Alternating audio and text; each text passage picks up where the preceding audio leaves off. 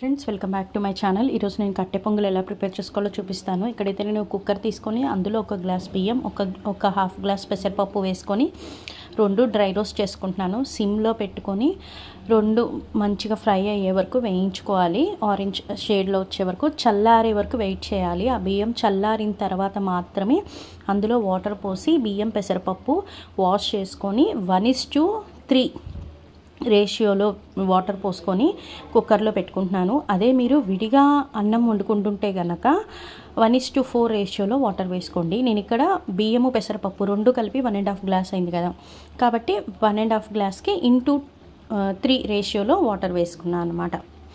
ఆ తర్వాత కుక్కర్ పెట్టుకొని ఒక 3 విజిల్స్ వచ్చాక స్టవ్ ఆఫ్ చేసేసాను. తర్వాత ఒక కడాయి పెట్టుకొని అందులో 2 స్పూన్స్ నెయ్యి, 2 స్పూన్స్ నూనె వేసుకొని ఆవాలు, జీలకర్ర, మినపప్పు, శనగపప్పు, ఎండుమిరపకాయలు, మిరియాలు, జీడిపప్పు, ఈ తిరమాత్ దినుసులన్నీ వేసుకొని చక్కగా వేయించుకుంటున్నాను. ఆ తర్వాత ఇక్కడ కరివేపాకు కూడా వేసుకోవాలి. తర్వాత లాస్ట్లో ఇంగువ వేసుకోవాలి. ఇంగువ వేసుకున్న తర్వాత పచ్చిమిరపకాయ ముక్కలు కట్ చేసుకొని వేసుకోవాలి. అండ్ ఇక్కడైతే నేను లాస్ట్లో మిరియాల పొడి కూడా వేసుకుంటున్నాను. కొంచెం మిరియాల పొడి వేసుకుంటే మనకి కట్టె పొంగలి టేస్ట్ చాలా అంటే చాలా బాగుంటుంది. ఆ తర్వాత తిరమాత చక్కగా వేగిపోయిన తర్వాత ముందుగా మనం అన్నము పప్పు ఉడికించుకొని పెట్టుకున్నాం కదా, అది ఈ తిరమాతలు వేసేసేసి మంచిగా కలిపేసుకొని పైనుంచి కొత్తిమీర ఉంటే కొంచెం వేసేసుకుంటే మనకి అమ్మవారికి నవరాత్రుల్లో అమ్మవారికి నైవేద్యం పెట్టే కట్టె పొంగలి రెడీ అయిపోయింది. టేస్ట్ అయితే చాలా అంటే చాలా బాగుంటుంది.